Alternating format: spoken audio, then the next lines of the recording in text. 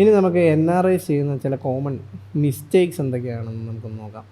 അതായത് നമുക്ക് വാടകയോ എന്തെങ്കിലും ലാഭവിഹിതമോ കിട്ടുന്നുണ്ടെങ്കിൽ അത് നമ്മളുടെ പഴയ റെസിഡൻ്റ് അക്കൗണ്ടിലേക്ക് വാങ്ങിക്കുന്ന ഒരു ശീലം പല NRIകൾക്കും ഞാൻ കണ്ടിട്ടുണ്ട്. അത് വളരെ തെറ്റാണ്. നമ്മൾ NRI ആണെങ്കിൽ ഒരിക്കലും നമ്മളൊരു റെസിഡൻ്റ് അക്കൗണ്ട് മെയിൻറ്റെയിൻ ചെയ്യാൻ പാടില്ല.